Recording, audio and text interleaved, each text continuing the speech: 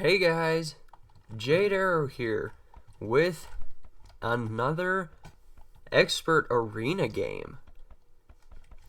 And playing in the red as the Goths, we have Melkor. And his opponent in the blue, playing as the Ethiopians, is Gospod. Okay, these are really interesting civs for arena. You almost never see these civs. And they are really close together.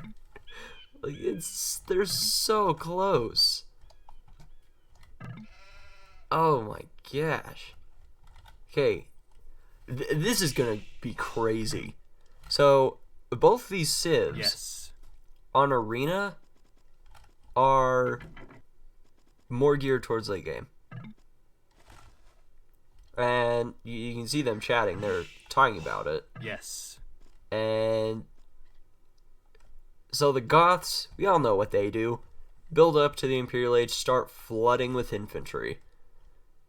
And that's kind of what they have to do. In Castle Age, I guess they could go for a castle drop. And that's really about all they could do. Is maybe come out with some mangonels, mix in some huskarls, and try and put pressure on. But that does really weaken their economy and puts them a bit far behind in the Imperial Age, which is really when their strength comes in. Ethiopians, kind of the same thing. They do have good archers, but on arena, that's really not going to do you any good at all. It's because with all these walls around, you're never going to be able to get through there with archers. Now, in late game, they do have Shotel warriors, which are very strong, will be very good against huskarls. And they also get siege onager, which against the Goths isn't going to be all that useful, but if you combine Siege Onager and get some Shotels in front, then you could start doing some damage, especially if you get Torsion engines, which is the Ethiopians' unique tech, which increases the range that you do damage in. So say let's just use like these trees here. Say if you take a siege onager and attack this tree, you might take out that tree and then maybe all nine trees that are in this 3x3 square. Now if you have torsion engines and attack that tree, you'll take out all 9 of those trees and then maybe a few extra around that.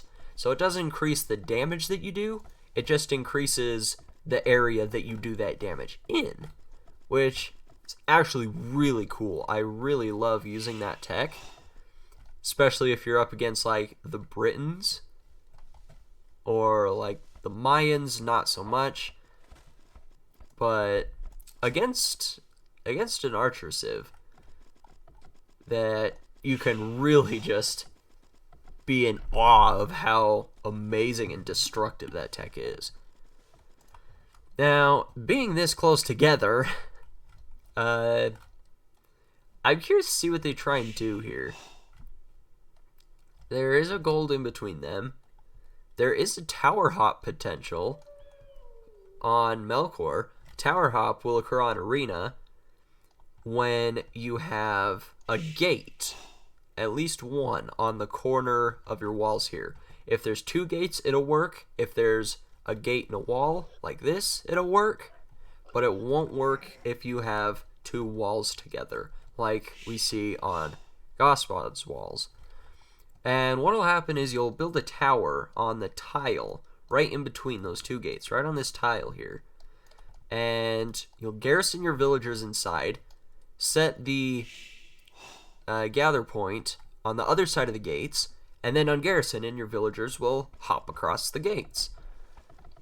Now, we're probably not going to see that because, well, there's only potential for Gospod to do it, and Ethiopians do not have a very good tower rush at all. And so we're probably just going to see them boom up, go for fast castles, maybe even a fast imperial. And we'll just see what they try and go for here. Now, I do like Gospod's base. He's got these 2 golds in the back, and he can afford to fall back and rebuild behind, whereas Melkor really can't. Not only is his gold and stone on the front, but both of his other golds are outside of his walls, and his other stone's on the front, so he's going to want to play really aggressive if he wants to keep control and not just lose everything. He really can't afford to play defensively. Otherwise, he will lose all of his minerals, and being the Goths, he needs them. He needs his stone, he needs his gold, and he really can't afford to fall back. The other gold is up north of Melkor's base, but he's really going to want to play defensive, pile on the pressure, and he's going to be in a lot of trouble if he plays defensive at all. Now, Gospod is going to have a better fast castle because every time the Ethiopians advance to the next stage, they get 100 food and 100 gold. So he's not going to be quite as desperate for his resources, and he can afford to go up a little sooner. And if you watch his resources, he's going to get up, and bam, there we go. He's already got resources, he got the food, he got the gold, and with that extra food, he can afford double bid axe, he can afford horse collar, and he's just going to throw down his market and blacksmith right there, and just get up as fast as he possibly can. And Gospod's signaling these stones. He's like, hey man, I know what's up, and I'm letting you know that I know what's up, so you better be ready for a world of hurt. So he's aware. He's letting Melkor know. And Gospod up to the castle age. Melkor will be up a little later. He decided to go with a bear axe and then put down his blacksmith and market. But he's not going to be up too far behind. He's only about 30 seconds behind. And really, what are they going to do? See, a lot more farms for Melkor than for Gospod. And yeah, he's saying it'd be a nice map to trust you on, and it really would have. If he were to hop across here, he would deny both those minerals. He'd come over here, deny both of those minerals, but he's not going to do that. It's kind of dumb. It's not all that fun to play, especially with these civs. And he's going to be a real man and just wait until the Imperial Age before they start really decking each other. We are seeing spearmen from Melkor. He expects that Gospod will expect him to go with monks, and therefore Gospod will go with scouts to kill the monks. So he's going to come out with spearmen to kill the scouts. And he's probably just going to camp these relics, really. He's going to run into a wolf, though, which is unfortunate. Okay, never mind. I guess that wolf's just really blind and doesn't really care. So, let's see. They're both scouting around, and I really wonder what their scouting's like. Okay. Melkor's scouting. He sees 3 relics. He's going to find that 4th one. And where is the 5th relic? Okay, it's right there. So he sees all the relics, which is really nice for him. And Gospod also sees all the relics, so they both know where all the relics are. And you see the monastery come out. Pikemen for Gospod. And you didn't see him research that, but that's because Ethiopians get the free pikeman upgrade, which is pretty nice. It's kind of underrated, but I really like it. Okay, now that wolf's changed his mind and decided he's hungry. And oddly enough, that wolf can kill that spearman. But the scout's going to come in and chase it down. So, free pikeman upgrade. And we are seeing a smush from Gospod. Smush being a siege monk rush. And it's really going to help him out that he has this free pikeman upgrade. Because the counter to a smush is scouts or light cav. And free pikeman is really going to help him with that. Mangonel coming out from Melkor. Could see 1-for-1 with the Mangonels. Ooh, Melkor keeps his alive.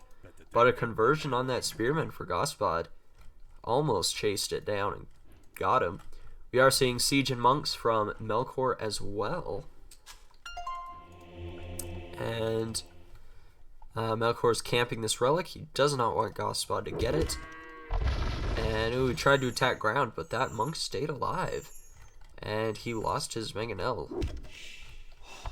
And now Melkor is going to have his gates under siege. And what is he going to do about it? He needs more Mangonels. And it would be interesting to see him go with longswords, but it's not going to happen. He's going to throw down another town center. He's already got his second one up. And Gospod also, with his town centers, he's got just 2 for now. He's more focused on aggression than his economy. And Melkor's a bit behind right now. He really needs to do damage with his Mangonels if he wants to have a chance to defend this position. And it's really hard. Did kill that monk. But he's still down to 3 Mangonels. Whoa. Sorry. He's got 2, but Gospod does have 4. And he lost it. It's not good. This is not looking good for Melkor. He really needs a good fight if he wants any chance of doing something here. If he loses this, then he loses his minerals, and he loses the game. He really needs something magical right now. He did kill that Mangonel, and his Mangonel's at very high health. But he's going to need more than that. He did pick up a relic, which is good. And Gospod already had the relic that was in the middle here. And I don't like Melkor going forward with this Mangonel. It's too easy for Gospod to pick it off with the scout. But we'll see what he tries to do here. And we're seeing a pause now. I really don't know what Melkor can do here. He really just needs a good fight with these Mangonels. If he loses his Mangonels, he doesn't have a whole lot of resources for more. And he's going to lose these minerals. He does have a town center up on those. But yeah, that Mangonel did get picked off by that scout. And gates are down. Melkor is now in a lot of trouble. And he loses his monk too. That is a lot of value out of that scout for Gospod. He scouted the TC. He knows that's where he's going to apply pressure now. And he's just going to run around and be annoying with that. And Melkor's housed. Oh no. He's rushing down more to try and get some population out. He doesn't really have much. He's just creating Mangonels. And he's losing it. He's lost his siege workshop. The other Mangonel didn't come out. And this is just looking bad for Melkor. Picked off 1 Mangonel. There's still more. More monks coming over. More Mangonels. I really don't think he has a way back from this. He got a 2-for-1 with that Mangonel, but that's not enough. I really don't see any way back. This looks to be over for Melkor. he does have resources. He can make military, but he doesn't have the military buildings to do that. And it looks like Gospod is going to take this.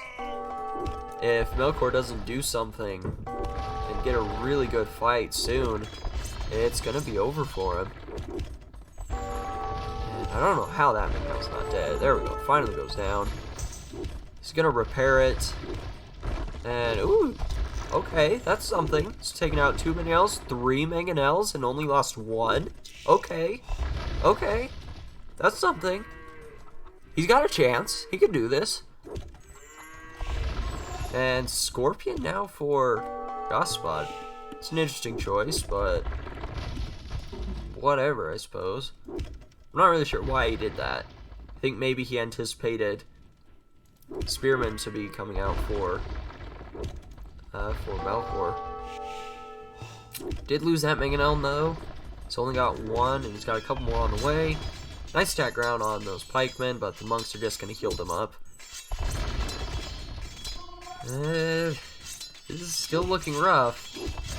And I don't know how that Mangonel's still alive. There we go, he got it. And, oh, Gospod's building a castle forward now. This is going to be tough. It's going to be really tough for Melkor. This forward castle is really going to hurt. He does have enough stone for a castle of his own, and I think he should probably delete that farm and put it up there. Would be the best spot for him. And Mangonel goes down.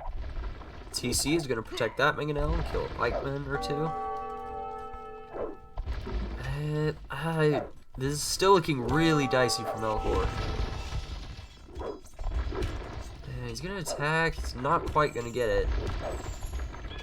And that Mangonel is going to be rushed down by the villagers. And he did take out the Mangonel before he lost it. And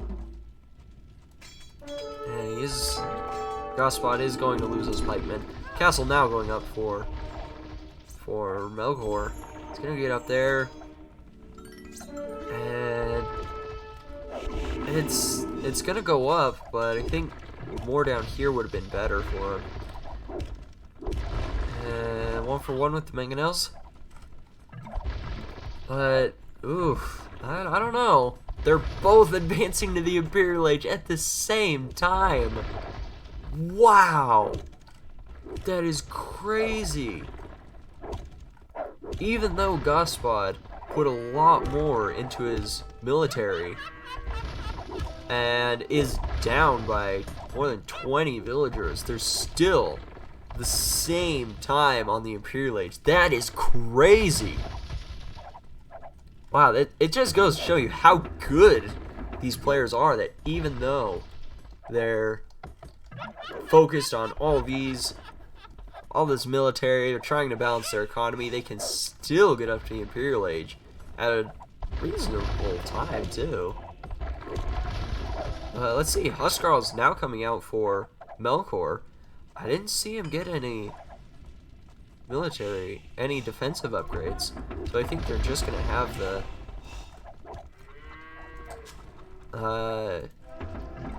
the base armor that they have. But he is coming out with barracks. But with this other forward castle, he's gonna have a lot to push back, especially now that Gospod is coming out with Shotel warriors. And he's already got so many. They create so fast. It's crazy how fast these things create. Look at this. And that's before they get royal heirs, which increases the speed that they come out. The description for royal heirs says, Shotels are created nearly instantly, which is pretty accurate. Get created in about a second. It's insane. Trebuchet coming out for Gospod. Melkor's gonna have one of his own. And Melkor now buying stone to build a castle. And he's gonna put it back. I think he'd put it more down here, but he's gonna put it more back. Shotel's now coming out. And they're just going to hop in this castle until it's their time to strike. Chainmail now coming out for Melkor. So he's thinking of going into Huskarls. So Trebuchet comes out and he needs to start taking down this castle as fast as he can. And Treb also out for Gospod, gonna target Melkor's castle. 2 Trebuchets for Gospod. Melkor's got his second and third coming out. But he is losing his barracks. Longsword's been coming in for him as well. And I don't know if he can decide whether to go with Huskarl or a 2-handed swordsman. Let's see. I think a good idea would be to mix a few Huskarls in to snipe the siege, and then get some champions in to take out the Showtells. Let's see. Gospod is going to lose his castle, and Melkor is going to lose his as well. He needs to delete that Treb. Oh, he didn't. Oh, that's not good. He doesn't have the resources to be losing him like that. There are 4 Trebs for Melkor, and there's 5 for Gospod. But Gospod's castle is probably gonna go down. And I don't know. This is looking pretty close. It's gonna come down to one big fight here. Castle does go down for Gospod. 2-handed swordsman for Melkor.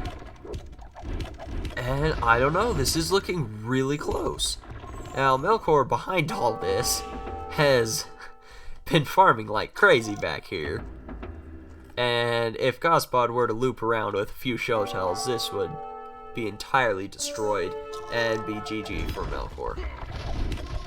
But for the time being, a couple of Trebs going down for Melkor. And Gospod keeping his alive. And Gospod's gonna call it. Whoa. Wow, I did not expect him to call it like that. Yes. I think he thought that he was farther behind than he actually was. I mean, he is down 35 bills, but he still has a military presence here. I think once he saw the 2-handed swordsman come in, he knew he couldn't fight this. Wow, I think that was a little early for him, but oh well, I guess. That was impressive. I have to say, I did not expect Melkor to come back from that. It was looking really dicey. When he lost his siege workshop at the start, it was not looking good. But well done. That was incredible. And it looks like they're going to play some more, so we'll see what they pull out in the next few games. So thank you all so much for watching. I really do appreciate every single one of you amazing people, and I'll see you all in the next video.